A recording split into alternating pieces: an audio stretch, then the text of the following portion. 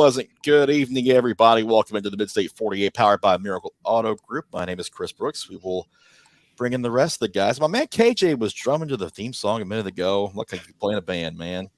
Guys, good evening, everybody. Good evening, Chris. Yo. Good afternoon. Yo. It is 5 o'clock somewhere, isn't it, Cam? Well. Here we are, the quarterfinals, and rivalry / rematch week is upon us. And this might be the most anticipated week of the year. It was hard to make picks. Yeah. It feels like we just did this a few weeks ago. Mm-hmm. Yeah. Stakes a little higher this time. Just a little bit. Just a wee bit. Yeah, you seen our content last week. Great job by Joe and Chris putting that together. Oh, yeah, definitely. But turns out we got most of the rematches we were wanting. So definitely an exciting week. I'm going to pull up these here brackets so we can go ahead and start looking at some of these because these here brackets. You can you can take Macon County out of the boy, but you can't take the boy out of Macon County. I did not say that backwards either. I meant it that way. So 1A, South Pitt and Gordonsville, part 54 or something. I think it's at least 5 that 5 years in a row they played in the playoffs. Yeah, it seems like, historically, if South Pitt's at this point of the postseason, they're either playing Charleston County or Gordonsville, and Charleston County's not in 1A anymore. So, historical matchup here. Gordonsville went on the road to South Pitt last year and knocked them off in the second round. Surprise victory.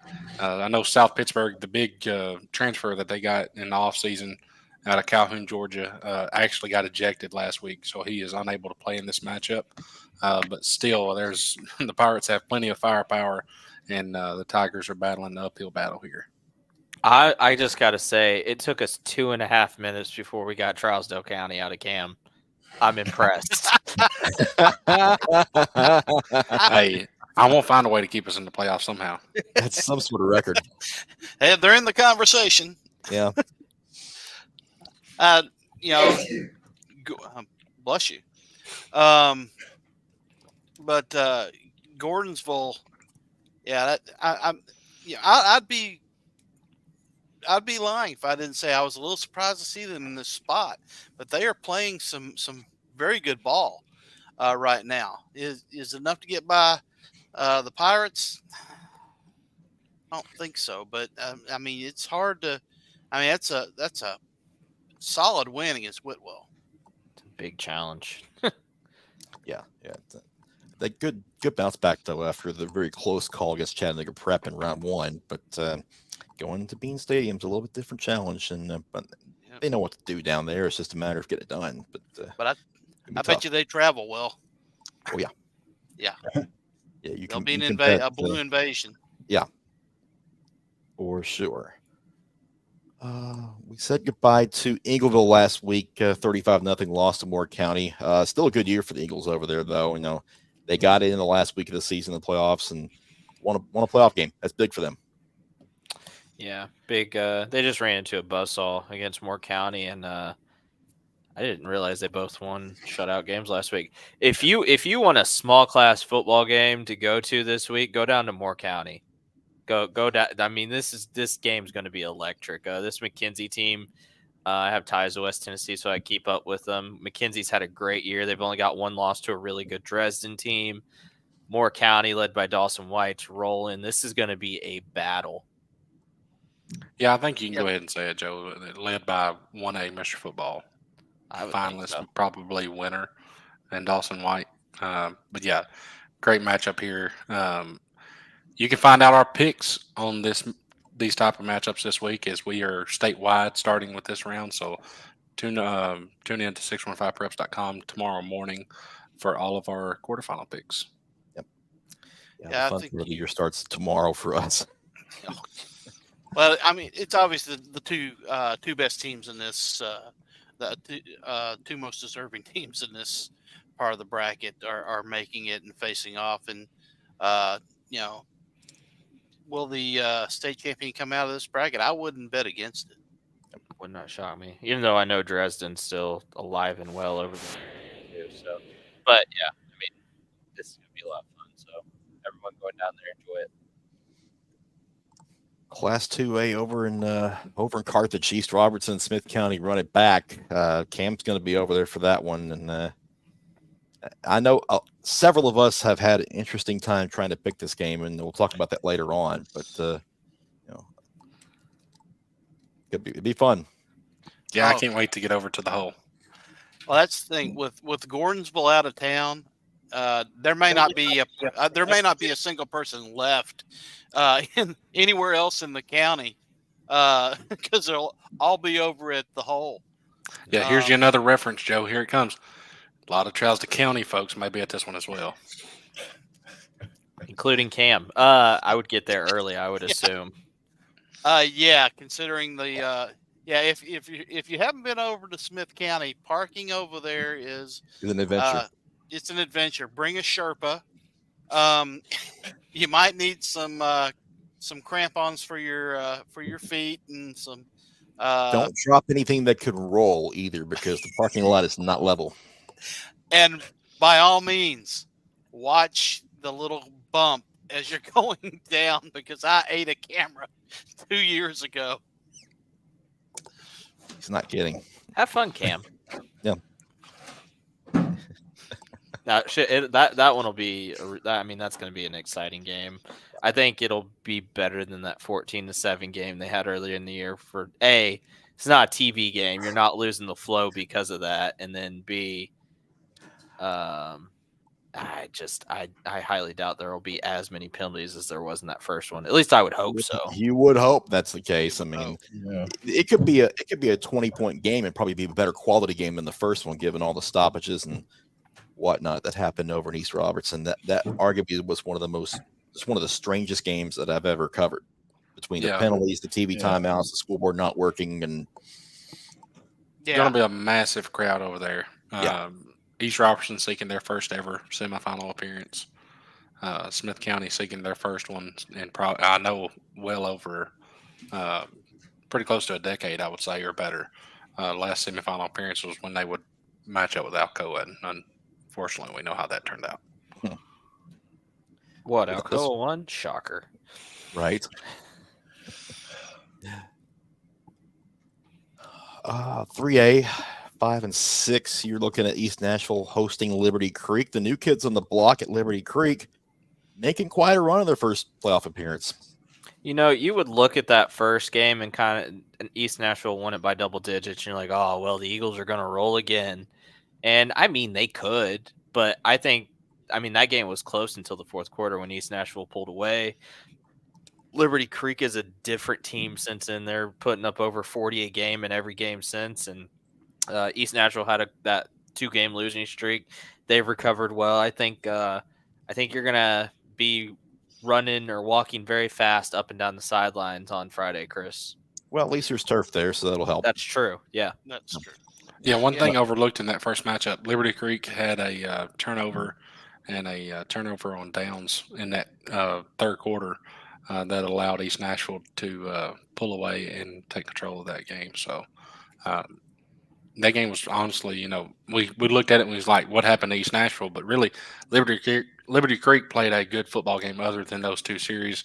And I doubt that it's definitely an arguing point that, there's not an offense hotter than the Liberty Creek team scoring over 40 in seven straight weeks. So, Cam, I want to piggyback to something you said a minute ago. Go back to Smith County. Their last semifinal appearance was 2006.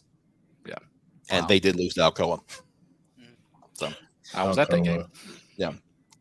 But yeah, this Liberty Creek team is as hot as anybody coming in.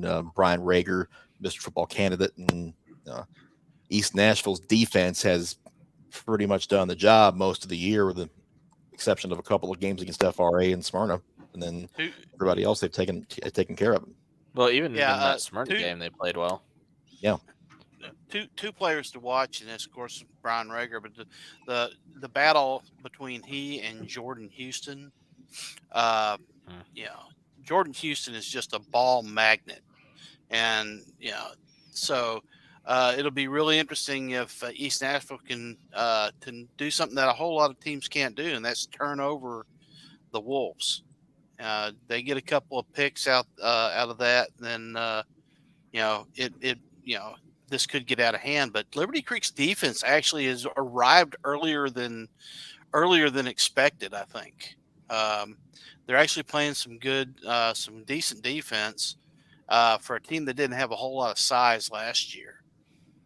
They're playing much better. Yeah, I mean, Liberty has this is my chance to bring in my homer, but there's a lot of former Buccaneers over there. Coach A. I played for Coach A, and he's a great defensive mastermind. And I knew eventually it was going to take some time for him to get it going, but I knew eventually he would get it going, and he's done just that with that defense. East Nashville loving life right now at that new turf. This is their 5th consecutive home game after they spent the first 8 weeks of the season on the road. So hopefully they're hoping to continue some of that home cooking. If they can knock off Liberty Creek, they'll be at home next week as well. The winner of that one, regardless, Liberty Creek would host if they are able to win as well. Yep. Macon County goes to Upperman in a rematch of that 14-7 game in Lafayette in week 3. And a lot of anticipation about this one too, because Macon County gave Upperman basically their best game. Yeah, they held Upperman to their lowest point total and their lowest margin of victory in that 14-7 loss for Macon County to Upperman. They managed to hold Chapin only 71 yards in that game, but really more impressive. They held Ethan Pauk, the running back, to only 42 yards rushing. So Macon County, both of these teams are defensive teams, really. Upperman's got Clayton Harris, who has 9 sacks on the season. And he's a defensive end, 6'3", 225. He's just a beast. And then they got Cam Bush, who has 81 tackles, 12.5 for loss, and has a pick on the season. I mean, that Upperman defense, Macon County defense, it's going to be another great defensive battle, I think. Yeah, I agree. You mentioned the Harris kid, nine sacks, but he also has 23 tackles for loss. Mm-hmm. So it's a great year for him. Another interesting note, you mentioned how well Macon defended Bronston Chaffin in that first matchup. Chaffin actually got banged up in the second quarter of that game and played through a pretty tough shoulder injury for the next few weeks after that matchup. So, but he's healthy for this matchup, and what a matchup this will be. We talk about crowds and rematches and animosity and rivalries.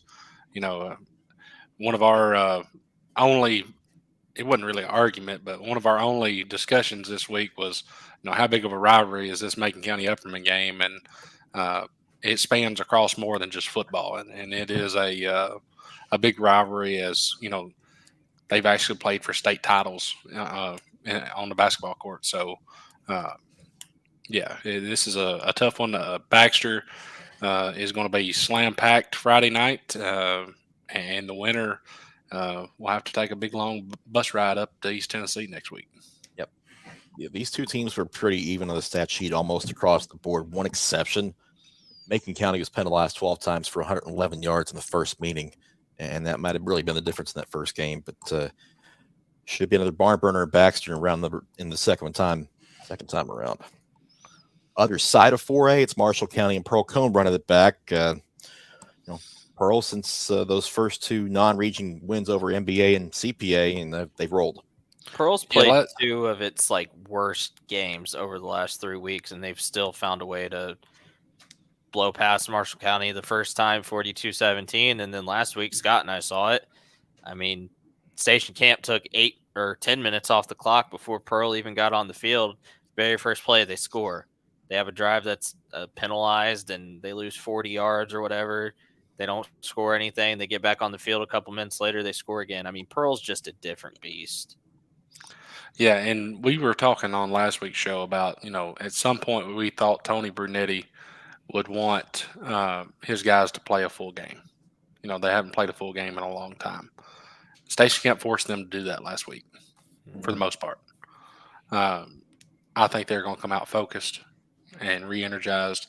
I think this Pearl Cone team will look the best they've looked in several weeks this week. Well, yeah. To just go back to what you were talking about, Joe. Yeah, they got humbled a little bit for about 2.5 quarters. Um, they allowed 96 yards on the ground to Sanders Ellis, and before the game, they were feeling very, very confident defensively, and then all of a sudden, Stacey Camp just started, running the ball, smacking them in the mouth a little bit, and really, Zion Simpson is such a major force in the middle of that defensive line. Really on both sides of the ball, they ran away from him, and they found success on the edges, running Sanders off one end or off the other, and actually gashed them for some pretty good yards. I'd look for Marshall County to do more of the same, but I also look for Tony Brunetti to find a way to close that down. So it's going to be really interesting to see if they can keep. If Marshall County can get a running game, yeah, there might be something there because of Silas Teet's ability to throw the ball. But I just think, like Cam said, they kind of might have been looking forward to this game a little bit, might have got caught looking forward to this game a little bit. And I don't think that's probably not the best thing for Marshall County. Yeah. I would hope that they don't get a flag happy officiating crew like they got last week too, because if they're getting one from West Tennessee, they will. Joe, what do we talk about? Maybe like at least 21 penalties against Pearl Cone, something like that. And yeah, some of them were deserved, but man, there were others where it's like, what? Just play the game. Stop. Just play the game. But there were some penalties that Pearl deserved. I mean, Javian Kennard straight up called one of his guys out for a penalty. He's like, man, they saw you do that. They saw you. So after talking with Javion, I think they're going to come out really focused this week, and they'll need to, because, I mean, Marshall County is not a team you can overlook, and, it'll be – I don't know if it'll be closer in the first game. Personally, I think Pearl's different. Yep. What about Centennial, Page, and 5A? I mean – I think we kind of all saw this one coming, didn't we? Yeah. Yep. Yeah, there's a little bit of a difference in the first matchup, though. I think the performance of Page's offense so far in the postseason has been a little bit more than what I expected. Defensively, they're probably the best defense in 5A football. I think we would all be comfortable saying that. But Centennial's offense has struggled other than Dominic Reed. I mean, they've pretty much been a Dominic Reed show the last 2 weeks. They've struggled to the point of it almost feels like they try to hold Dominic back, they try to hold him back, and then they have to let him loose to try to win the football game. They can't afford to wait this week. From the first whistle, Dominic Reed has to take control of this game and try to win it for the Cougars. Elijah Nevis has to make some plays, of course, to try to take a little bit of pressure off. Page was able to turn him over a couple times in the first matchup. But the way Page's offense has been able to perform in the postseason so far, Centennial is going to have to find a way to score in the 20s, I believe, and that's going to be really hard to do. Ethan Cunningham's been the one that's impressed me. I mean, Chris, I thought you and I saw it against Nolensville, the Week 11 matchup, where he just kind of took over. I know he got going the week before. He's just been a beast these last couple weeks. And then you go with the defense doing what it normally does. I agree with Cam. You got to get Dominic Reed going, but you also got to get everybody else going, because you need a full team effort here if you're going to go down there and upset Page. And this team's different. I mean, they got a different look to them than they did earlier in the year. They got a different look to them than they did last year in that Knox West game. And I have high expectations for this Page team. Yeah. Well, go ahead, KJ. I mean, of course, there's high expectations for this Page team, but a thing that people really overlook is the fact that in the first game, I was there, so I saw it firsthand. They did a great job containing Dominic and not letting him be able to make those big plays.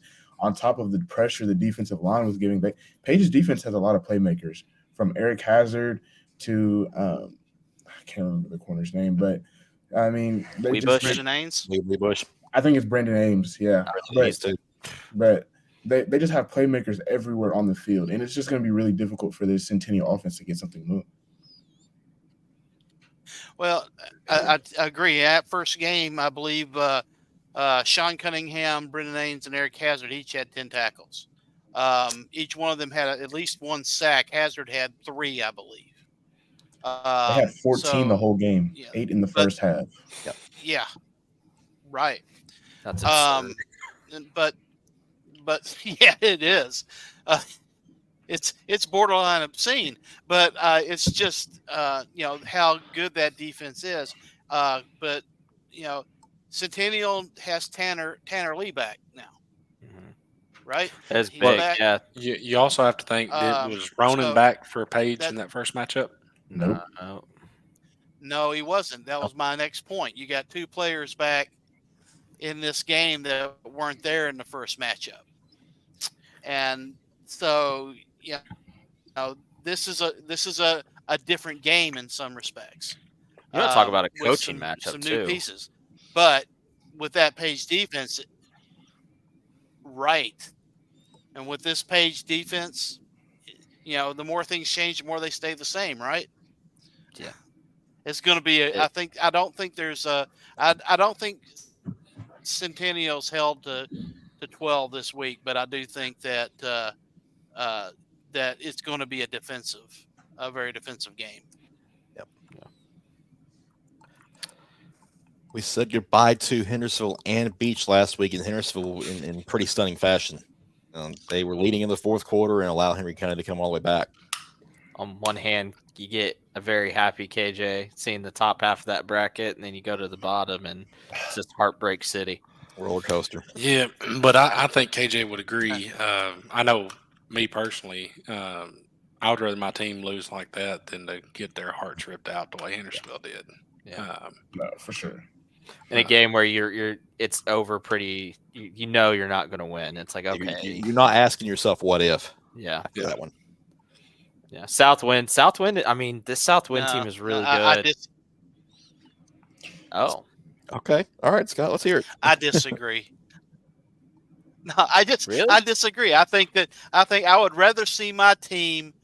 It may rip my heart out, but by gosh, they were competitive and they were very, very close. I would rather see that than to see my team get beat. Now, I'm not saying anything about the games that we saw. I'm not saying that Beach got beat down, but I would just say I understand that from a fan's perspective, but from a player's perspective, no. I'd much rather be in the game that until the very end.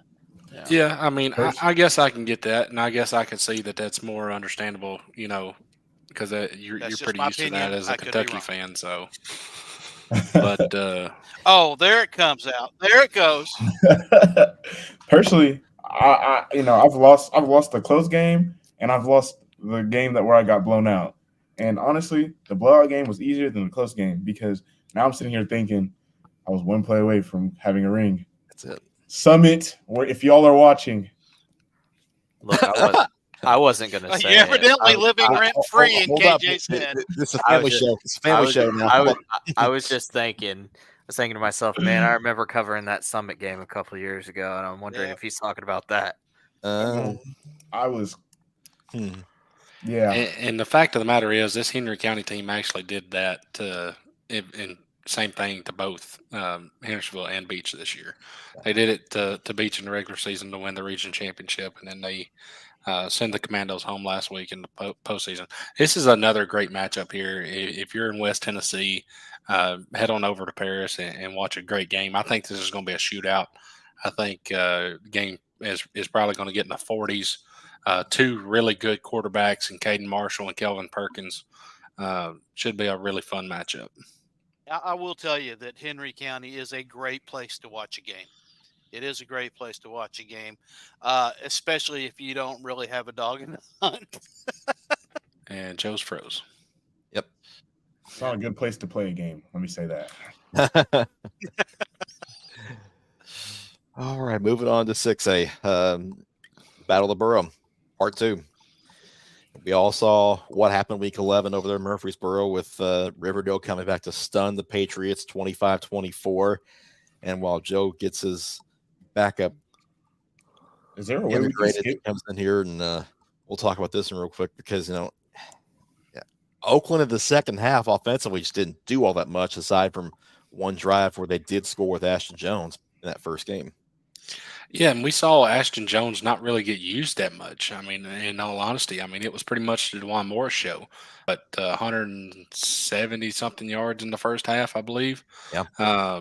Just was gashing Riverdale. Riverdale made some adjustments in the second half. But Riverdale also was able to establish momentum very early in the second half, and they were able to keep it throughout the rest of the ballgame, even after Oakland responded with a championship-type drive after Riverdale tied it at 17.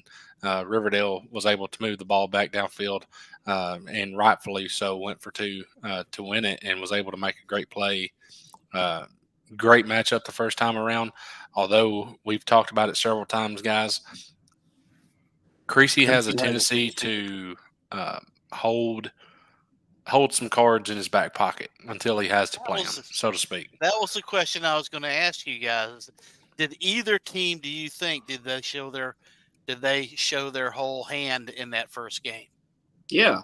I feel like Riverdale did for sure. Yeah. I think they both did. I think it's as much as we say Creasy probably holds his cards, he doesn't want to lose.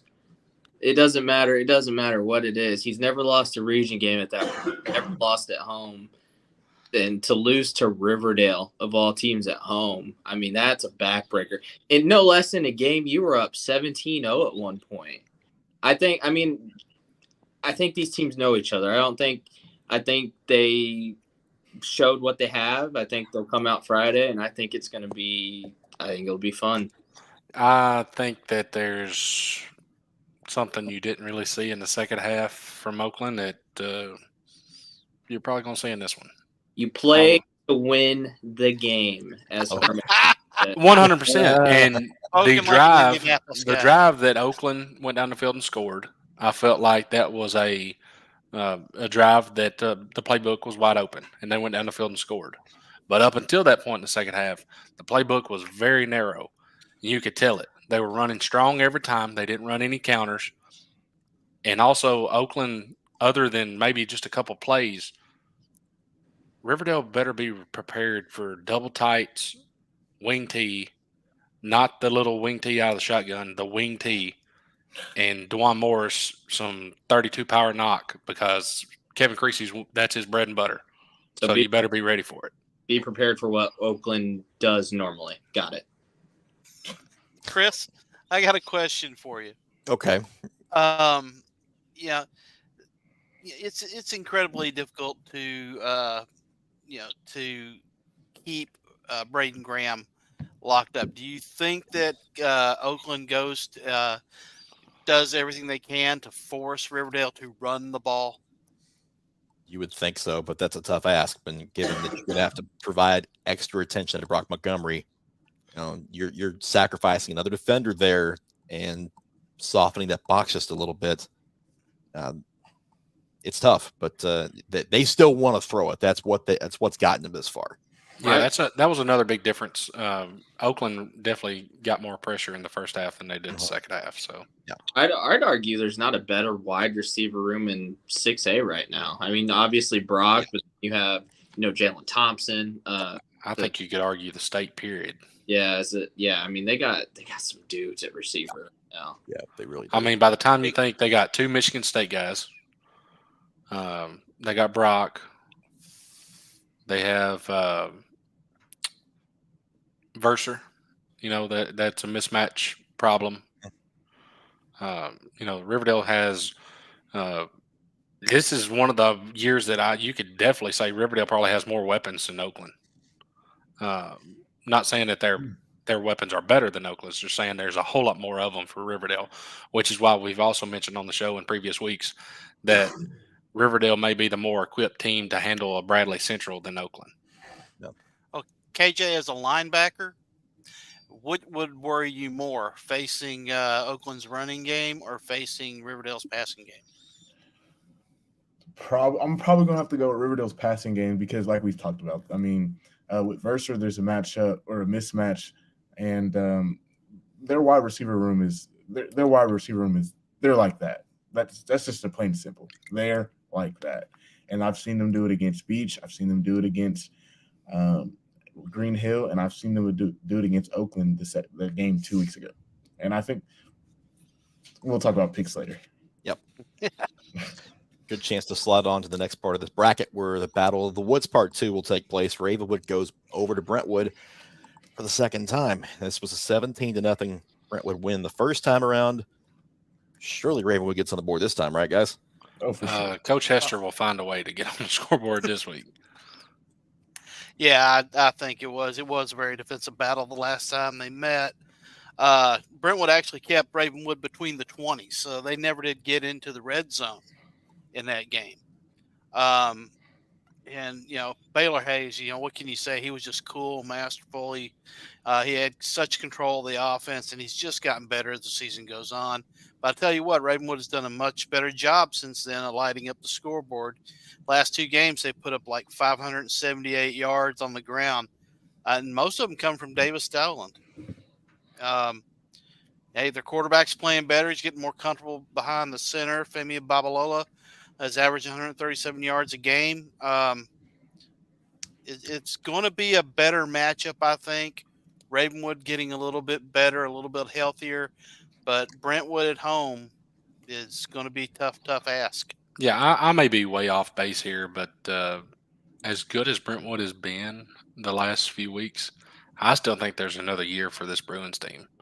And if they can find it, the gold ball is definitely within reach. Yeah, I don't disagree with that.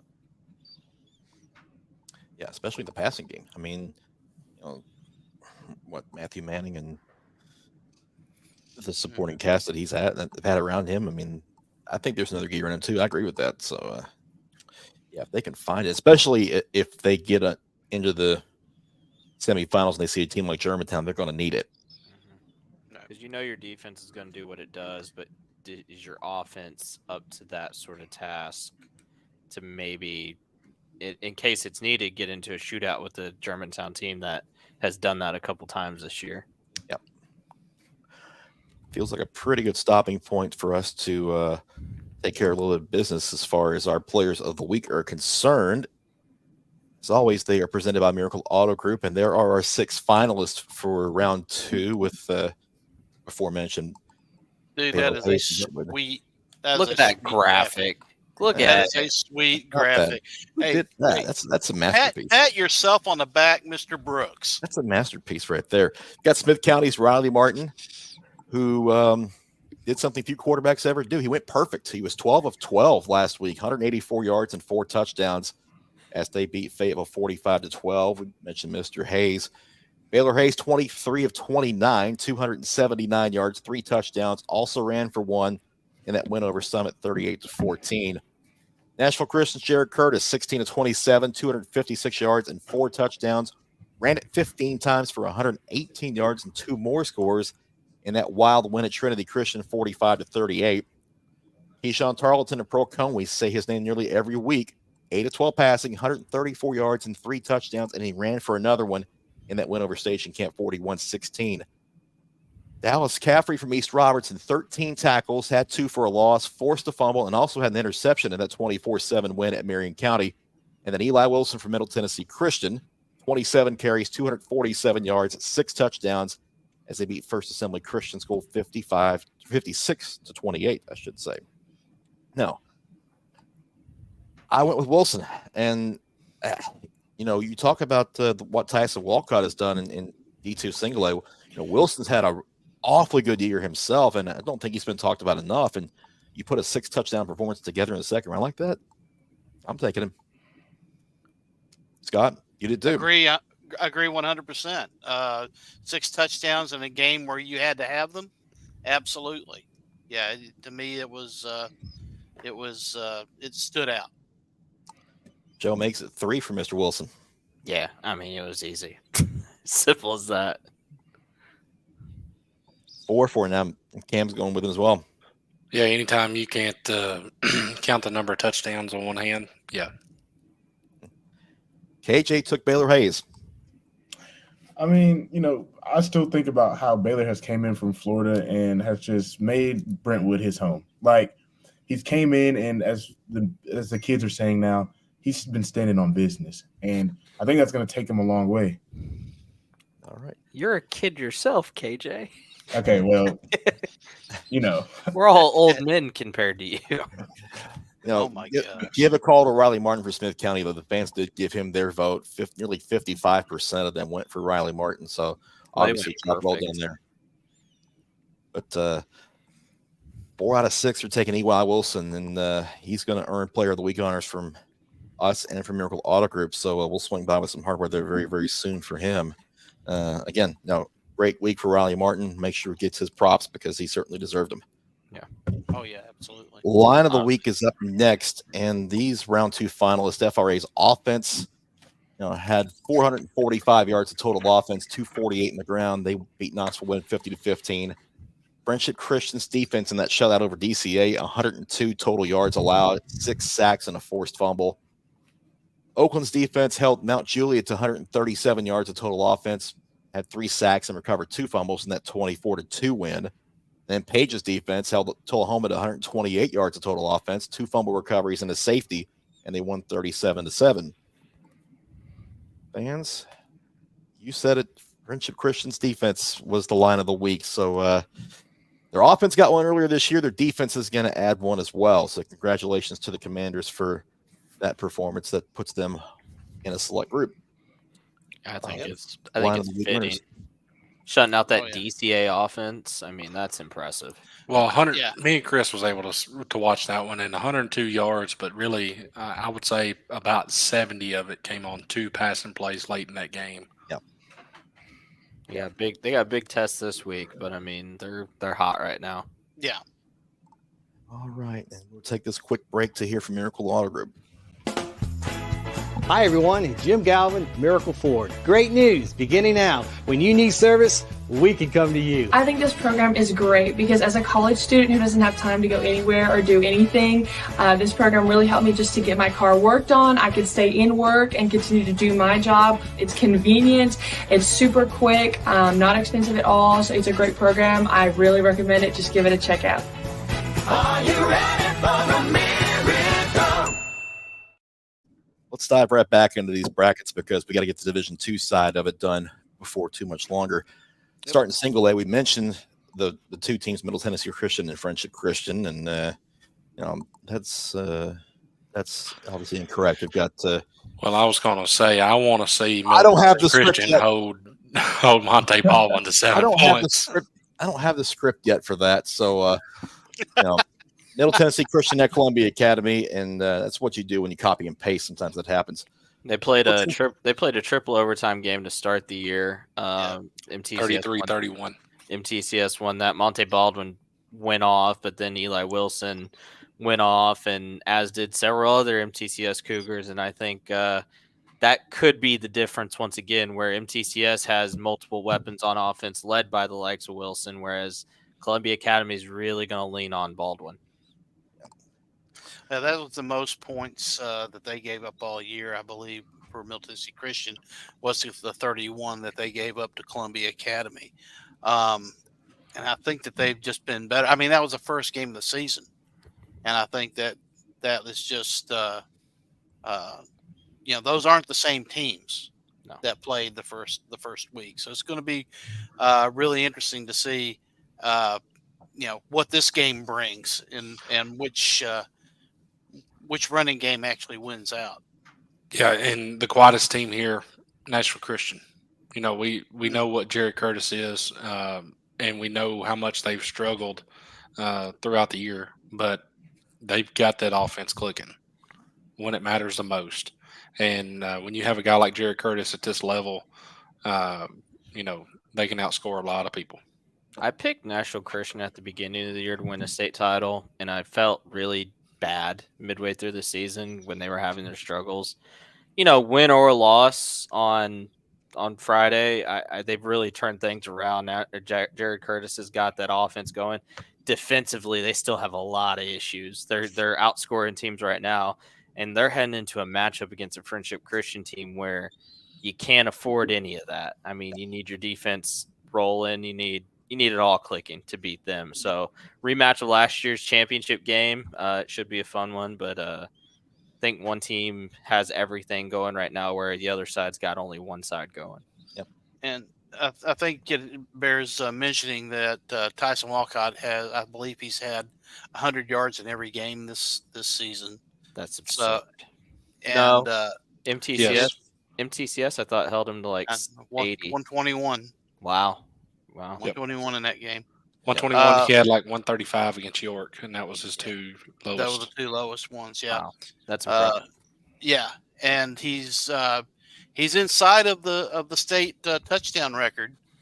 I'm 4 away from the state record for rushing touchdowns in a season. That's to tie five to take the record. And that offensive line, that whole offense, for a matter of fact, but the offensive line for certain are bound and determined to try to get that for him. So it's going to be I think it's going to be a track meet. His name may end up being in the record book if he gets it, but you got to think that offensive line. I mean, they're the ones that. Oh yeah. They're the ones that got him there. So, and he knows that, obviously. Yeah, I was going to say, and every time you interview him, he mentions that. Yeah, and this will be their last home game because the winner's going to Chattanooga after this. So if they're going to get it at home, this is the week to do it. Yep. Yeah, last year Friendship won a state championship off the slogan "Go Get It." And this year, as senior offensive and defensive lineman Aaron Lane told us last week in the interview after the game, this year it's prove them wrong. We wrote them off. I know I did at the start of the year. They lose Garrett Weekly and they lose Devin Lively and they lose all these guys and they got Tyson Walcott coming back, but he can't do it himself. And all they've done is come together, and here they are again. And who's to say that they're not the favorite at this point? I think their slogan, knowing Carlando Barton and how well he's playing defense right now, their motto should have been "Come take it." Yeah. Let's look at Double A. CPA and FRA run it back one more time this week, and then Davidson Academy is also in that mix going to Boyd Buchanan. Yeah, go ahead, KJ. Yeah, that CPA defense is really good. They're led by Cruz Law and Jackson Matthews, and they really get it done. So I'm interested to see how they go into how FRA does against that defense, as they got outscored 2 weeks ago, but I think we're gonna have a different outcome, and it's gonna be a lot more exciting this time. Yeah, and I'm not throwing any disrespect towards Davis Academy or Boyd Buchanan, and they can use this for bulletin board material if they want to. Joe, Scott, y'all are watching the state championship game Friday night. I think y'all know that. Look, I wasn't going to say it, but, it is what it is. I think we're looking at the two most talented teams in D2AA on Friday. You're looking at CPA full of Division I talent. Cruz Law, John Wayne Oliver, Andre Evans. They got the one wide receiver that's only a sophomore that's getting looked at by Georgia. They got all these guys, and then you have FRA with the likes of Bobby Council and Ty Clark, and it's going to really come down to if FRA can get their ground game going. Yeah. Simple as that. They went away from the run the first matchup. They ended up throwing 5 interceptions. CPA turned them over 5 times. FRA, from what I remember in that game, Chris, I could be wrong, they looked like the better team early on, and then the turnovers happened. CPA got it going and really pulled away there in the second half. Rawls Patterson is going to be the difference maker in this game. Yep. He had a big game the first time around. He is really coming into his own. He's only a sophomore, which is terrifying. The Patterson boys are back. But then defensively, if they can find a way to slow down the likes of Ty Clark and Bobby Council, I don't think it's going to be that high scoring of a game. I mean, I think FRA may get another touchdown more, but this is going to be all about defense. Mm-hmm. Yeah, would we be consensus here in saying that Ty is probably the best running back in the state? I think there are a couple guys that you could say he's He's top throw some 3 guys in the conversation, but he's up there. Yeah. He's up there. He's definitely top 5. Yeah, I mean, you look at DeJuan Morris. Yeah, I think he's in that conversation too. Oh yeah. I mean, Senior wise, I would say he's probably. Yeah, I can't think of another one senior wise off the top of my head. And what the point I'm getting at is, he's picked up a couple offers here recently, but that dude is somebody's gonna get a steal. Somebody's gonna get an absolute steal with him. Yeah. And what. Unfortunately for FRA, and I think they realized this in the first matchup, and most teams that play CPA realize this. Even a Pearl Cone team earlier in the year only scored 15 points on CPA. But this CPA defense, I mean, they could almost pass for being a better defense than Vanderbilt's defense. I mean, they're that good. That's a low bar. Well, you can't. But the two best players on Vanderbilt's defense went to CPA. So I was about to say. Yeah. Now, where's CJ Taylor playing?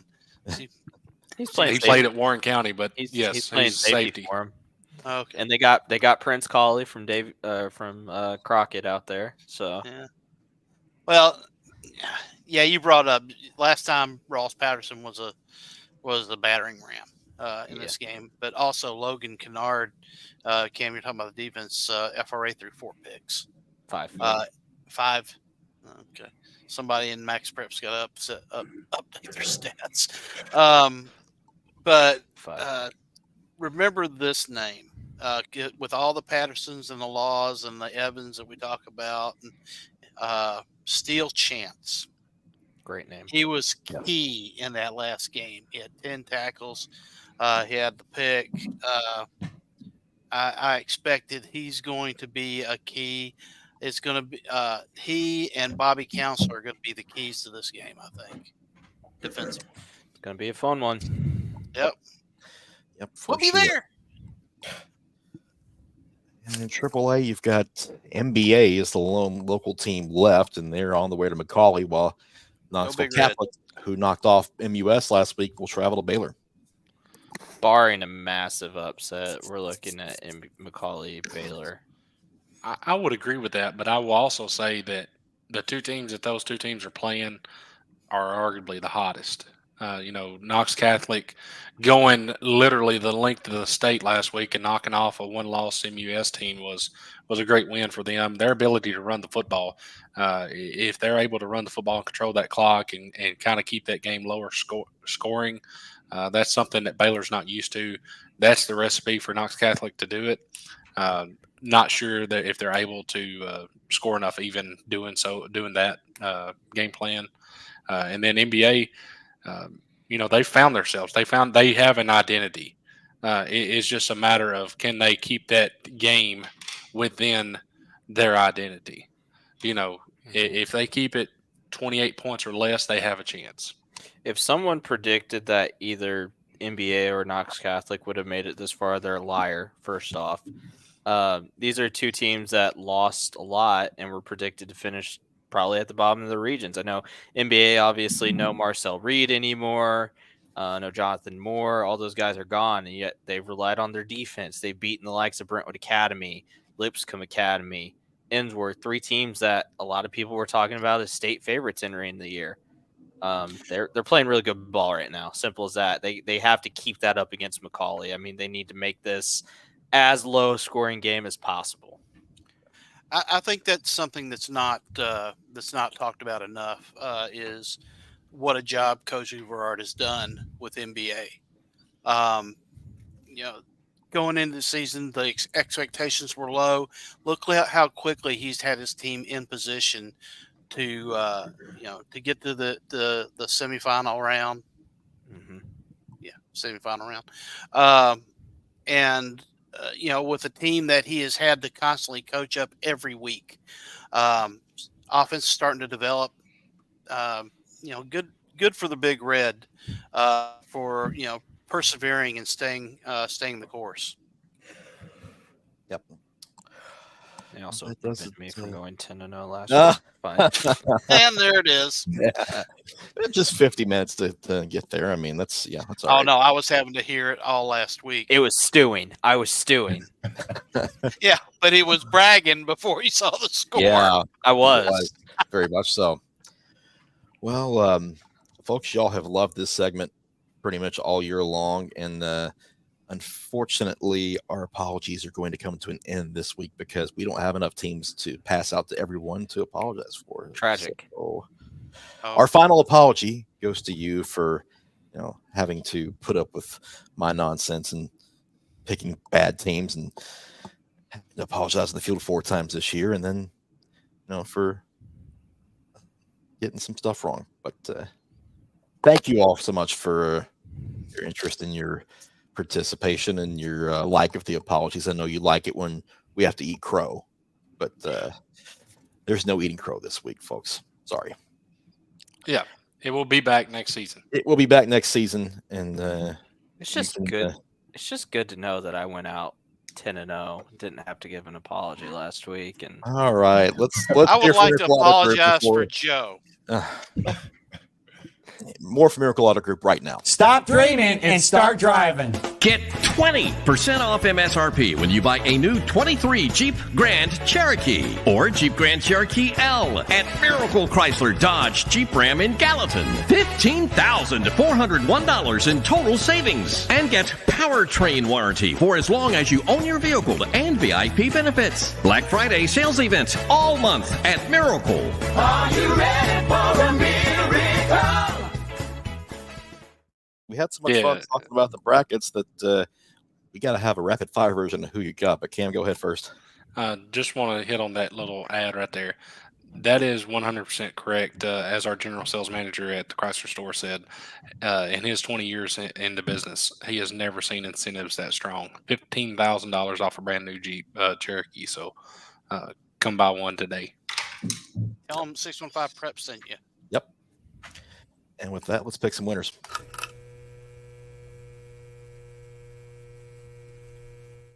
We did a lot of that last week too. Look at the records. Reggie was at 6-4. Everybody else was at 8 or 9 wins, and strong week. look at us, Scott. Who would have thought? Yeah, look at us. Reggie earned his league-leading 12th. Told you so last week with NBA. We don't need to talk about him. It's fine. Kind of contractually obligated to bring that up, but okay. Well, I looked at Scott when that game happened, and I was like, he got it right. He got another one. Yeah. Yeah. Overall, it's still tied at the top. Cam has a 1-game lead. Yeah, and for all the I'm sorries this year, for all of them, for the people that want to ridicule us and talk down on us and tell us we don't know nothing, you do that. You picked 626 games at an 81% clip. You want to do that work? I'm amazed. My you did gosh, the I'm math so well. bringing the class average down. Yeah, Scott, what's up with that? I'm running the curve. And also, this is why we pick all these, because nobody else does. So if your game, if you want to see picks for your game and they don't have them on other sites, we got you. Well, not only that, but come in and comment on it. We might be able to talk about it. I think a lot of people are picking statewide now, but they are, but they kind of have to at this point. But but they're not so many watching games. this, so. Exactly, that's true. You don't get this fantastic commentary by experts on a Wednesday night at nearly 8 o'clock. You can't get this anywhere else. I mean, wow. And you can watch it anytime you want. But that's why you come here. All right.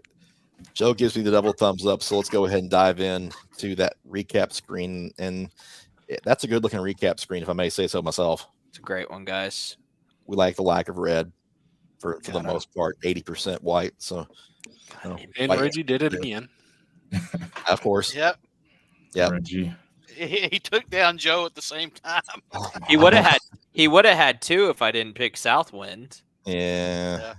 Oh, well. On to the picks. Let's start with Centennial Page and 5A. It's Page across the board here, and for the most part, we've got it fairly close. Scott and Joe have multiple score margins of victory for the Patriots, though. I think one team's playing at the highest level right now, and the other team's been escaping by the skin of their teeth the last couple weeks. The addition of Ronan O'Connell to the offensive line at Page is a difference maker. Yeah. I think that they have more success running the ball than they did last week. I think last game, I'm Centennial's. sorry. I think Centennial's defense is good enough to keep this game extremely close. The key for Centennial, I know I mentioned earlier in the show that they have to let Dominic Reed go from the first whistle, but they're going to need a few plays from Elijah Nieves to win this game. It's just what it is. They're going to need a few plays, and can they get them against a really good Page team, a really good Page defensive line? And unfortunately, I have the Patriots making 1 or 2 more plays than the Cougars. Yep. That's kind of where the pressure is for me, is on that offensive line for Centennial. They were under siege in that first game pretty much all night long, and if they don't improve in this one, they may be in that same situation. But that's kind of where everything starts for me for Centennial. You want to get Tanner Lee involved in the offense, obviously, and take a little bit off of Dominic Reed, but can you? That's a big question. Yeah, and I agree with that. You know, like I said, there was 14 sacks the whole game, the last game, 8 in the first half, and from the start of the whistle, for the first whistle, Centennial's offensive line was just attacked. That's just the best word to say. I mean, Page's defensive line was just coming after them, getting to the quarterback. The quarterback couldn't even buy time to get out the pocket. It was a real struggle for the Page or Centennial offensive line. But can they turn around? Maybe. But if they do, I think it'll be a better game, and I think that's what's going to happen. Yep. 2 things. Centennial cannot afford to get behind. They cannot afford to get behind. And the second thing is that I don't is it just me, or are we underserving Coach Rathbone and how good of a job coaching that he does? I mean, there's that. It's one of the best. I mean, this is a great coaching matchup. It is. Oh yeah, it's absolutely one of the best of the week. Yep. 68% of the fans are taking Page in this one, and Reggie is making a unanimous pick across the board for the Patriots. Skip over to 3A in Carthage. Skip over to 3A over in Carthage, East Robertson and Smith County, and I will say this was the game I think most of us had the hardest time picking, because I know at least 2 of us changed pick. I had to call my therapist, and because of this one. Fortunately, he doesn't charge me, and he's on top of the stack of people over here. Basically, what he said was, me and Scott talked about this game yesterday. We did talk about that when I called Chris. Not professional advice, by the way. Just saying. Yeah. Disclaimer there. Now, it's kind of like going to Lucy on Charlie Brown. 5 cents, please. Yeah, Chris. KJ, was this the closest to the start of the show that anybody's changed pick? No, it's second closest. I regret I changed one 30 minutes before a couple weeks ago. Yeah, and it was one. Yeah, I remember that. Bless you. KJ, you're the only one of us other than the fans on East Robertson. Tell us why you like the Indians. Yep. Well, Isaiah Groves has been getting it done. He's a Mr. Football semi-finalist, I believe.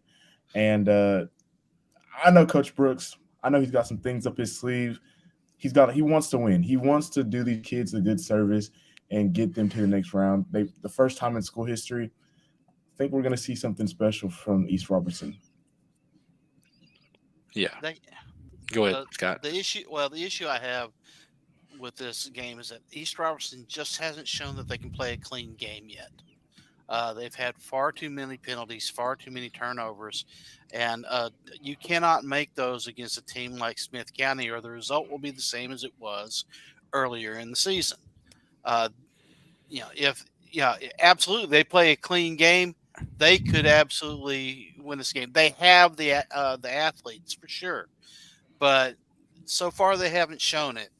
And what Smith County has shown is that they've actually developed another wrinkle to their team. Their offenses, their passing game has improved. And last week, Riley Martin goes 12 for 12 for 187. That is another facet of their game that now they can use. And but I don't think they will this week. I think they want to keep it on the ground. I think it's a close game. So some numbers from that first matchup. East Robertson outgained Smith County 283 to 206. East Robertson turned the ball over 4 times in that first matchup, one of which gave Smith County the ball inside the 35 with under 4 to go, which resulted in the winning touchdown for Smith County. And then also East Robertson 17 penalties for 114 yards in that first matchup. And, when we did our predictions at the start of the postseason, I picked East Robertson to make it to Chattanooga. I did. That was part of what made this really difficult for me because I love the way that the Indians have been playing here recently. Last week, the penalty issue reared its ugly head again. And it got them off to a really slow start in that game. They were able to overcome it with a great defensive performance. But if they do that on the road in the hole against Smith County, I think it's going to be too much for them. And one of the best quotes of all time, and Coach Matt Dyer for Smith County, kind of low key, I guess, threw some shade at East Robertson with this quote, kind of maybe. But if you can see in my headline right there what it says, as part of this quote, he says, "We don't have any 3-star or 4-star or 5 stars. All we have is 11 guys that work hard, and we have 11 blue-collar savages," was the quote. Blue-collar savages. Smith County's going to do whatever it takes to win this game. They've been denied last year. I think they were in the same situation last year, and they have a bad taste in their mouth, including Coach Dyer. So I expect them to come out and do everything they can to win this game. And at the end of the day, I think they may want it just a little bit more than East Robertson. Yeah, similar circumstances as to last year when they had East Nashville in the same place, and they won the regular season game at East Nashville and then lost the playoff game at home. And they definitely don't want that again. And, Cam mentioned it, 17 penalties, and that's my concern.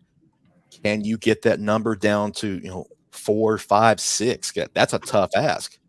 And on the road in a hostile environment like that, I'm just not sure. And I got to see it. So I think Smith County does get it done at home. Yeah, we'll also mention if we do get the rain that we are forecasted, favor Smith County. Joe, you're muted. Joe. I was just saying it's all going to be moved out by game time. We'll be good. Yeah, we should be fine. You got to remember, it's called the hole for a reason. So everything that drains, it goes to the field. It does. It does drain. It does go downhill. It does. Yeah, it is a hole. Yeah. Yeah. Oh, FRA and CPA, the 2 AA semifinals. We're all on CPA, including Reggie. And I think, Joe, I guess it makes you feel better now knowing that, right? I don't want to talk about him. He makes me mad. Prevented me from going 10-0 last week. No, I think this is going to be – I think it'll be a really close game. Defensively, I think this is what this is going to be the game you want to see. I just think CPA has they have too many playmakers. While FRA is going to be really focusing on getting Ty Clark the ball, CPA is going to be trying to get the ball out to Andre Evans, Owen Cable, Rawls Patterson. I can't remember their other running back, Josh Marnick, and then Cruz Law obviously is going to get involved and do something like he always does.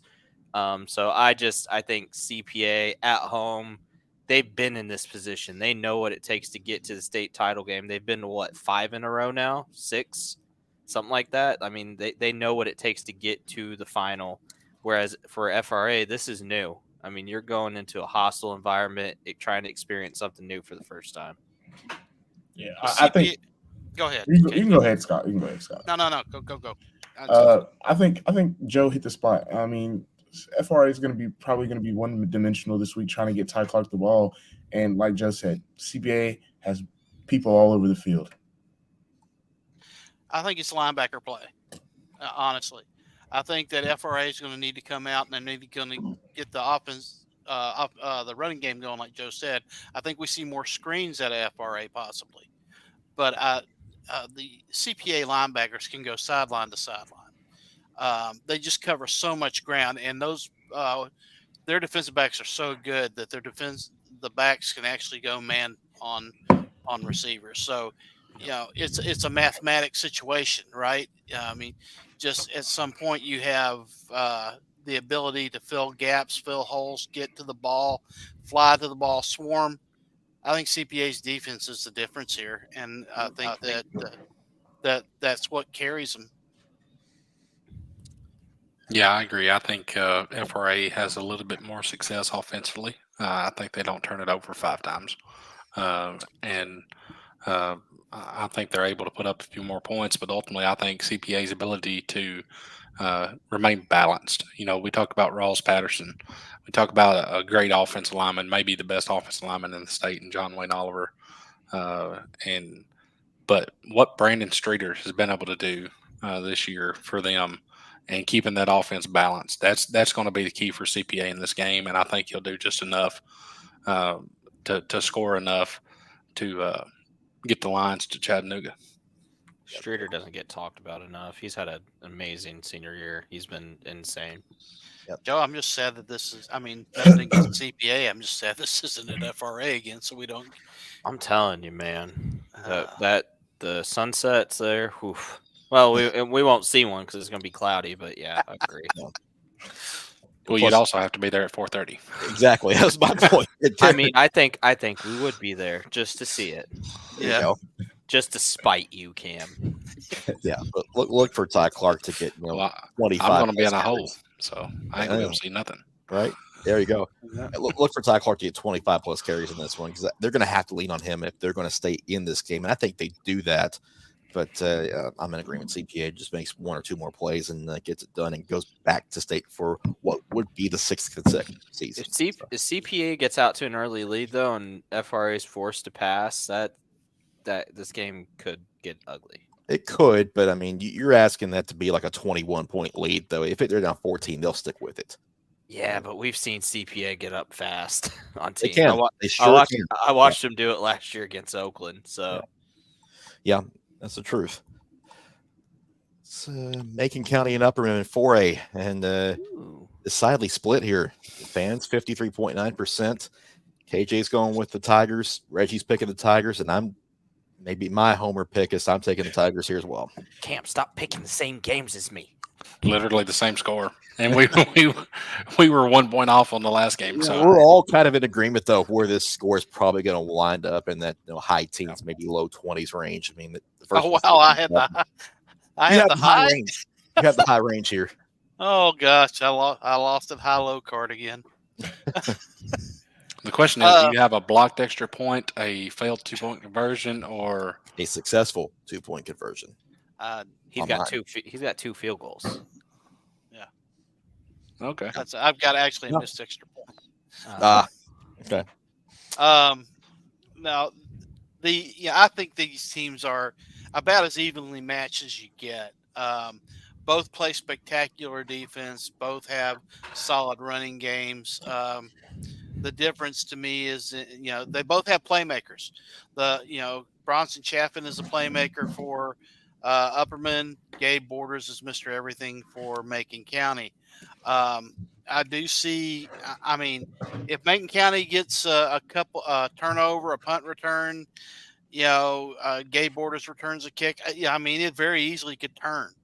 But right now, I just have to look at the Bees as is a whole, and this defense, the Bees do what they do. They swarm. They swarm the ball. We talked about Clayton Harris. We talked about Cam Bush. Um, that defense is just smothering. So I think that, when it came down to it, I just looked at a team that I thought the defense was just a little bit better, and that was Upperman. Yeah, I looking at it, we talk about the three phases of the game, and KJ, I'm going to steal one from you here. Okay, if you look at defense and offense, I think it's really close to a wash. It's really, really close to a wash. The one phase of the game that clearly favors one team over the other is special teams, and that is 100% goes to Macon County. 100%. If they can find a way to get a score on special teams or big momentum play on special teams, that could flip this game. And it's going to be a close enough game that could determine the winner. Yeah, that's exactly why I picked Macon County, because I've been talking about it all season. Their special teams is different. They get it done on that third phase, unlike other teams. Because, like we said earlier, the Bees, they're good on defense, they're good on offense. But do they have that it factor on special teams? That's why I chose Macon County. For me, it boils down to the emergence of Braden Warden and Zach Borders, and the ability for teams to not key on Gabe Borders anymore. This is now a three-headed backfield. Last week against Red Bank, Zach Borders 15 carries, 76 yards. Braden Warren 13 carries, 121. Gabe Borders 12 carries, 60 yards. They're going to have fresh legs in there pretty much for every carry they want. And that's a big deal when you need to run it 45 times. And they'll probably have to run it 45 times to get Stufferman to win this game. That's a team that doesn't want to throw it. If they do, it's going to 7. And I'll shout out our buddies up at the Upper Cumberland Reporter, watching some of their stuff. They were able to cover Upperman's game last week with Stone Memorial. And one of the scariest things, if you're anybody but an Upperman fan, is they said Jackson Rollins started looking like Jackson Rollins from 2 years ago. Also, and if that happens, we talk about Ethan Polk and how good of a year he's had for them. But Jackson Rollins is a totally different level of a dynamic player. I mean, he's a shifty home run hitter. That's what he is. And if he's able to hit a home run, Upperman, definitely likes their chances. Yeah, as they should. Also, UCR is going to be at the Macon County Upperman game covering that one too. So if you're not able to attend and want to watch it, you can. 53.9% of the fans on Macon County. So this was one of the harder games to pick too. Oh, yeah. Marshall County at Pearl-Cohn, this was not one of the harder games to pick, as we've all taken the Firebirds considerable margins too. Yeah, I got Marshall scoring a couple late. I think Pearl rolls. Yeah. I think last week, we talked about it earlier. Last week, Pearl got a correction. Yeah, they may have had a little bit of an attitude because, quite frankly, Station Camp came out and they weren't scared at all. They won the first quarter. They just failed to punch in. But Pearl had such a quick strike offense. Yeah. I think that may have refocused the Firebirds. I'm sure that Coach Brunetti has made them well aware of what happens when you lose focus. And then, like I said, they may have been looking ahead to this game and overlooked Station Camp, but I don't think so. I think Station Camp was a different team, something that they may not have. They were a solid run team, and let's face it, Bain pulled out all the stops, and kept them guessing. I think Pearl-Cohn is sharper this game because of that game. Yes, yeah. Scott, did you see a kitchen sink get thrown anywhere? I mean, just asking. I mean, yeah. Anytime that Pearl subbed, they immediately went into a hurry up offense. They did everything they could to get every edge, trying to catch Pearl off guard. Honestly, that was. I don't think they kicked the deep field. Every kickoff was an onside kick. I mean, everything was geared towards getting every edge they could for Station Camp. And the thing is that I think that those are all things that Pearl takes away from that game and applies going forward. Yeah, and one thing I will note that Station Camp team played Marshall County to a 20-11 game in the regular season, so they were right there in that game with Marshall County in the regular season. And we mentioned words like refocused, correction. I believe it is one of the words that you used, Scott, talking about this Pearl Con team. I kind of use a analogy like, they got that little finger snap right in their face. Hey, it's time to wake up. You can't cakewalk now, and what a perfect time for it in the quarterfinal round. Gearing up for what most people believe will be a trip to Chattanooga here in a couple weeks for the Firebirds. All right, folks, we got 5 more games to pick, but we need to hear from another one of our playoff sponsors, Python Line Sets. We are back in 100 seconds.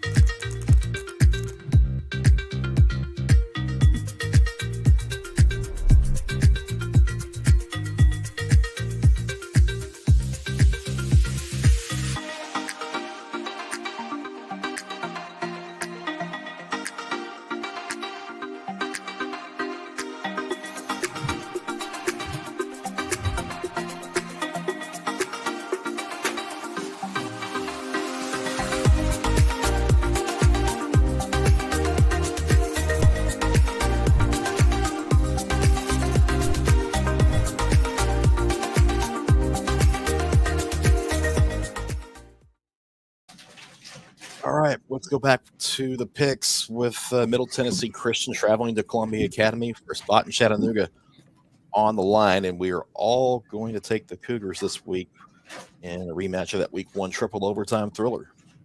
Points aplenty in this one. I just think MTCS has, like I said, they had more weapons, whereas Columbia Academy is going to be all in on Monte Baldwin. Scott said it best earlier as well. MTCS is a different team than they were Week 1. They've rolled outside that loss to South Pitt, where Eli Wilson did not play in that game. They were without their best player in that game, and they barely lost it. So MTCS rolling right now. They're a different beast.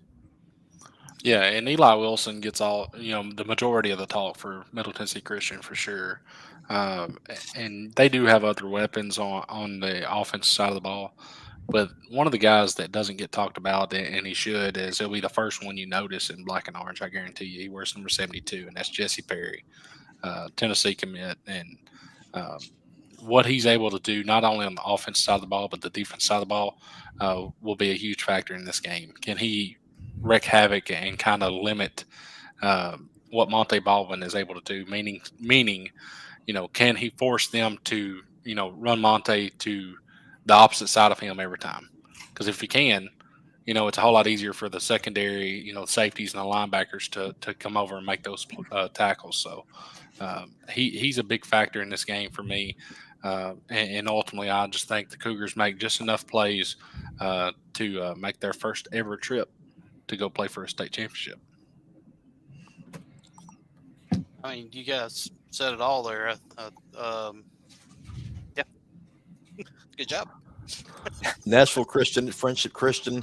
This rematch of last year's Blue Cross Bowl. They didn't play in the regular season, but they did play 1 year ago in Chattanooga. And Nashville Christian would be out for revenge for that one, but Friendship Christian's at home this time around. We're all taking the Commanders as well. Yeah. Tyson Walcott against Jared Curtis, right? This game could blow out the bulbs at Pirtle Field. Curtis has been averaging about 265 yards passing and 3 touchdowns a game in the playoffs. But and he spreads it around. So it makes it difficult to game plan against him. The run game's getting better, but my gosh, they give up an average of 28 points a game. They've lost 11 to 13 fumbles on the season. Commanders are just a team that absolutely thrives on people making mistakes. They run the ball extremely well. They throw when they have to. And defensively, the last 8 games, they've given up an average of 7 points a game. Carlando Barton, he's 5'9", 225, and he rules the defensive line. We talked about, and Dante Parker, 6 picks. Walcott, gosh, he's such a great player on both sides of the ball. It's just difficult for me to see them losing this game at home. Yeah, 2 guys. You mentioned one of them right then, Scott. Dante Parker. Last week we saw him in a wildcat package. What that's able to do for Tyson Walcott is a huge thing because it keeps teams honest with Parker keeping the ball on counters and that kind of thing. He actually housed one of the to start the game in the first touchdown run. So that's one guy to keep an eye on for Friendship Christian, and a guy to keep an eye on for Nashville Christian is Bryson Holt. And that's another sophomore there for the Eagles. And just like the Parker kid, he's a house call waiting to happen. If he gets in the open field, nobody's catching him.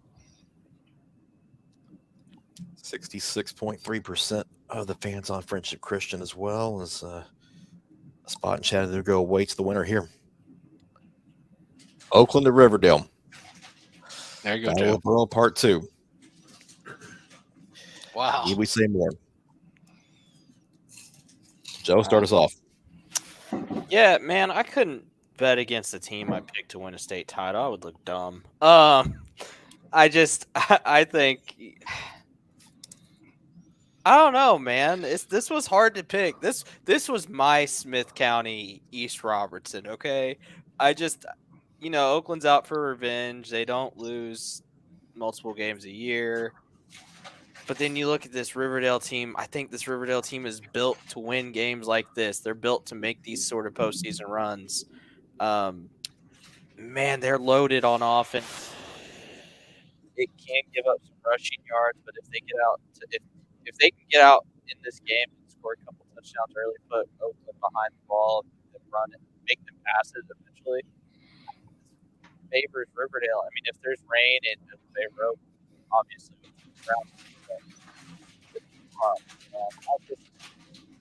I didn't like picking. Okay. Yeah. I was in the same boat. I mean, I picked Oakland to make the championship game, and I kind of got to stick with that. So I'd be absolutely not shocked if Riverdale wins this game just because of the way they played in the first game. And a team that's playing with that much confidence certainly deserves to be picked in this one. But I just think it's hard to pick against Oakland when the teams have been as even as they have this year. And it's really tough. But Riverdale's got this swagger to them right now that we haven't seen in a while. I mean, they feel like it. It's a weird feeling. Yeah, it's incredibly difficult though to beat a team twice in one season, especially with the team's coaching staff that game plan as well as Coach Creasy and Coach Kreisky. But since that Riverdale game, Oakland's defense has only allowed 3 points. I just look for Oakland to kind of try to force the Warriors to the ground and make Dominic Taylor and Verser beat them. I think that Oakland, I think this defense comes out to make a statement in this game, and if they can, it's very possible that that Oakland Riverdale game that they played earlier that Riverdale won may have set Oakland on the path to winning the whole thing. Damn. I mean, you can't. I can't use my typical Oakland saying, right? Because they did it. Riverdale did it. They beat the man. So, but unfortunately, out of the two matchups, they won the first one. And if you had to pick one, you'd much rather win the second one. And the ability, it's hard for me because I don't know Coach Kreisky personally. I don't know, his coaching style or his methods or whatnot. But knowing Kevin Creasy and knowing his work ethic and knowing his style, this dude is the most prepared coach in the state. I still 100% believe that. He game plans, and whether Joe wants to admit it or not, he game plans, and he knew he was going to play Riverdale again. He knew. I think everybody knew, but he knew he was going to play Riverdale again. Now, does that mean that he wanted to lose the game? No, of course not. That's why they went down the field and scored when Riverdale tied it. But he always has things in his back pocket, always. And maybe you can look this up, Chris. Has he lost to the same team twice in the regular season? I believe he has one time. I believe Maryville did it. I think Maryville did do it, but I'd have to look that up. I don't think so. Because they lost to Maryville and then they beat Maryville in 18. So, before that, maybe? 2015. No, they lost to Hoover in 2015. Yeah, because they played. I remember them playing Maryville in the regular season. They did not. They have not lost the same team twice. So there's a reason for that. Yeah. I also know there was one team that beat him twice at Charleston County, and that was Friendship Christian, one of Friendship's state championship runs. But his ability to adapt and to learn from the first game, Riverdale's got their work cut out for them, but I think they know that. It's going to take everything from this Oakland defense. I think Riverdale scores more points than they did the first one. Ultimately, I got Oakland going for 2 and winning. Cam Reed, Kevin Creasy's new publicist. It would be a fitting end, though, if that was the case. Yeah. For me personally, it's just like what Joe said. They got this swagger about themselves, and they're making teams turn the ball over, and I feel like that's the difference maker. If you can make teams turn the ball over, you're gonna win games. You're gonna win championships, and I know Cam said it's hard to beat a team twice, and I just think Riverdale's got it. They've got something different that I haven't. I've played in this TSSAA area in the recent years, and I know Riverdale has not had no swagger like this before, and I think it's really making a difference this year. I had to pick Oakland, by the way, because I'm going to see my family over the holidays, and my brother-in-law will absolutely kill me if I pick Riverdale. Well, in that case, you'll join the 68% of the fans who went with the Patriots as well. So let's keep on going. Ravenwood and Brentwood Battle of the Woods Part 2. Brentwood across the board here. Now, we asked the question earlier. Ravenwood got shut out in the first game. We all believe that that's not going to happen the second time. Yep. No. They're playing better. They're playing better, but so is Brentwood. Brentwood just beat Summit 38-13, and that's a team they beat 20-0 earlier in the year. So right. It's a rivalry game, so I think it'll be closer, but I got Brentwood pulling away late. Great atmosphere for a game, and I imagine it'll be even more exciting this time. But honestly, I do believe that Ravenwood is a team on the rise, but I just think that Brentwood is playing so well in every phase of the game right now. It's hard to pick a weakness, which to me normally would be a danger sign. But I think that Coach Finch and I think Baylor Hayes, those guys just seem so level-headed about what the task is at hand. That I just don't. It won't be surprising if Ravenwood knocks them off, but then again, it will be. Yeah, Ravenwood's got to be able to force a few mistakes from Baylor Hayes and that Brentwood offense. I'm just not sure they can. Yeah, and this would buck a little bit of a recent trend too, because in 2018 and 2019, these two teams played in the playoffs where the regular season winner lost the rematch. So if Brentwood does manage to sweep, it would buck that trend. Gets us to our spotlight game, Liberty Creek at East Nashville, the 3A quarterfinals. I'll be out there on Friday night. KJ, what you got? As much as I wanted to pick Liberty, it's just East Nashville, guys. There's just so much firepower on that offense with KJ Johnson and I'm blanking right now, but they do a great job doing what they do. And last week the D-line got after Stratford again, allowing J Law to score a few points, but I just don't know if Liberty's offense can contain that. East Nashville wants to keep the party going. They waited 8 games to have a home game. They win this. They win this to get to keep the party going.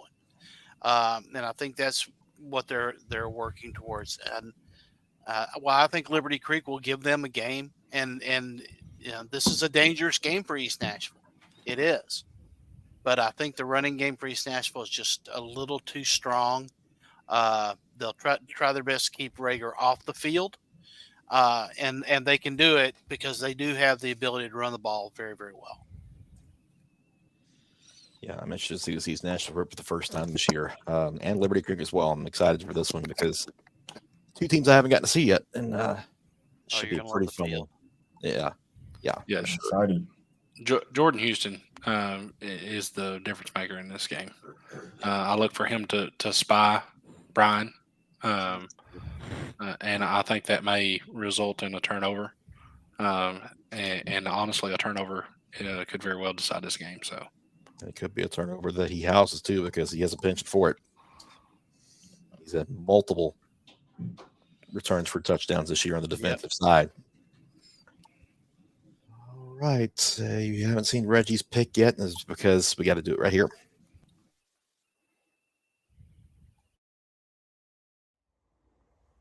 Reg.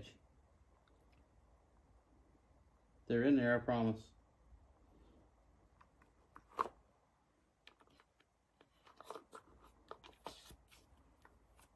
Oh.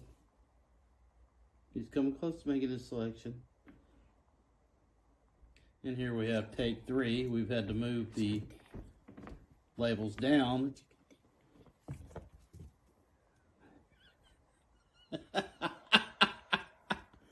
Here he comes back. Oh, now he just wants to kill my shoes.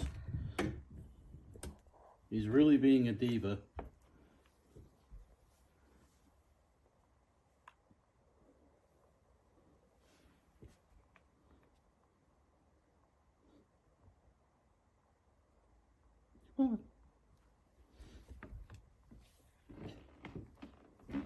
He's really having a hard time with his decision. But here we go. And he's going to make his choice. And he has made his choice. Yes, he's made his choice. And Reggie has chosen the Eagles of East Nashville. I think it was the straight look in the camera that got me this week. Yep. The straight look in the camera and then walk away. That was for everybody who wondered, exactly how does Reggie make his picks. Well, you can see that not every take is gold. But yep, he goes with East Nashville to make it a complete sweep with the Eagles over Liberty Creek. And like I said, looking forward to getting out there to East Nashville to see that new turf for the first time, and should be a good one on Friday night. KJ will be out there with me as well. So if you're out there, go say hi to us. Right. Quick look at the recap screen, and then we got to get it out of here. We're all on page over Centennial. Fans are taking East Robertson. So is KJ. The rest of us on Smith County. We've all got CPA over FRA.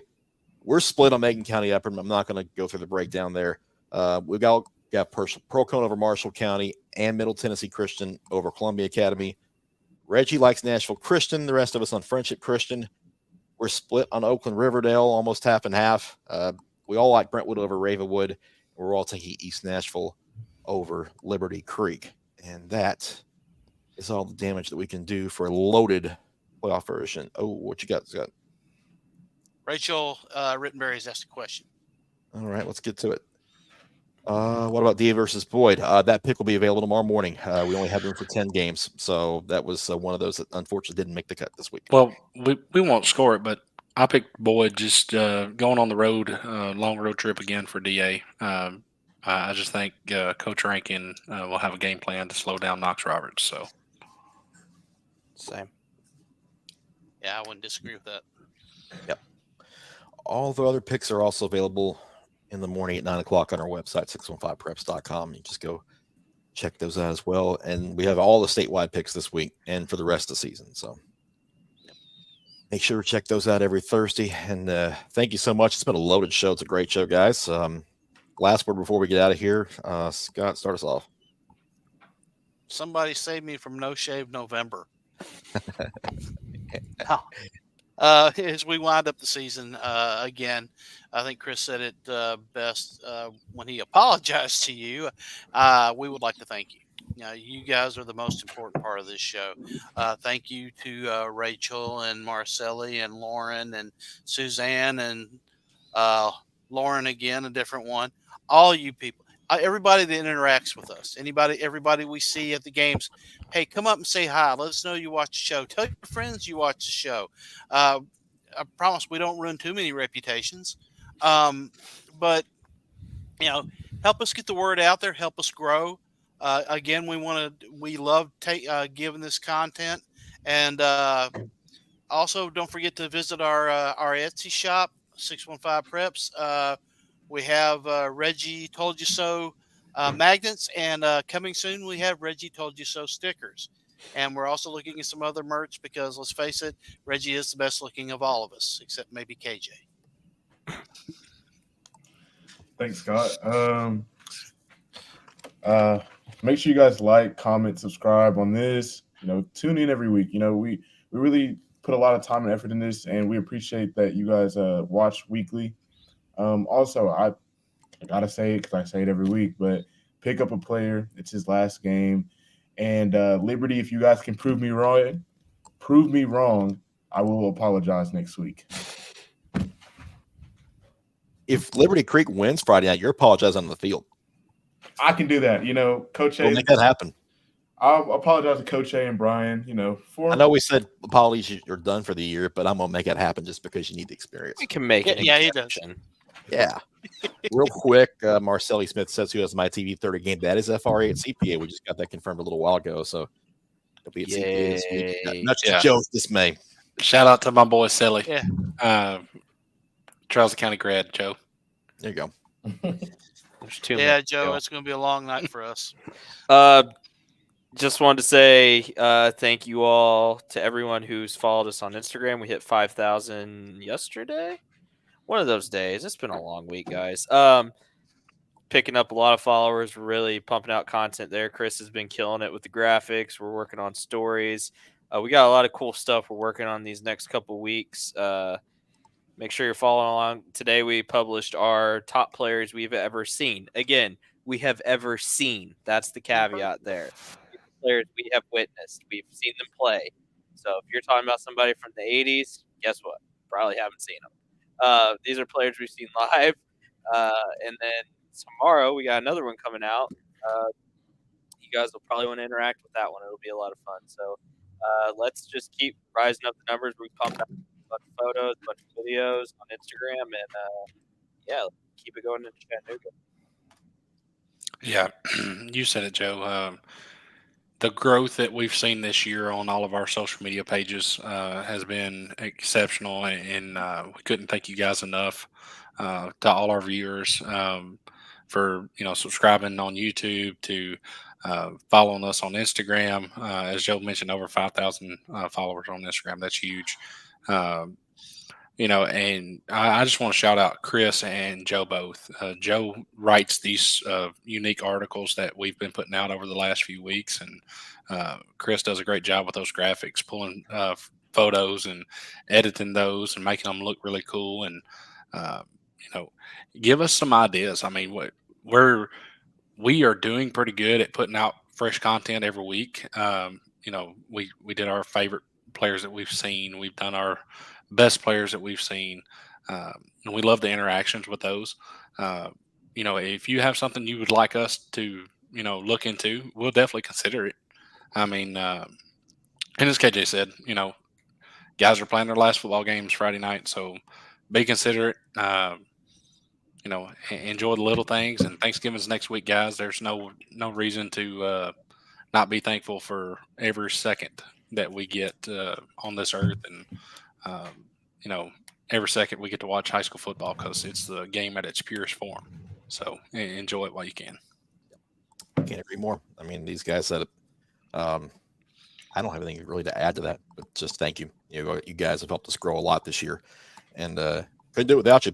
And I know this season is coming to a close pretty quickly. And before we do, we certainly want to hit some higher goals for our content on Instagram and all the social media stuff. But we can't do that without you. So tell a friend to tell a friend, and tell a friend to tell 3 more friends. And hopefully, we can hit some bigger numbers and maybe add some more people next year to cover even more games. That's what we want to do. Yeah. And we want to keep building and growing this thing because it's a lot of fun and we enjoy doing it, and we enjoy doing it for you. So thank you so much for all the support and everybody hanging out for 90 now 100 minutes tonight. And we will certainly see you guys Saturday morning at the School Board Show. And Toby, we just might do breakfast at Page again if you guys can win, but we'll have to see about it.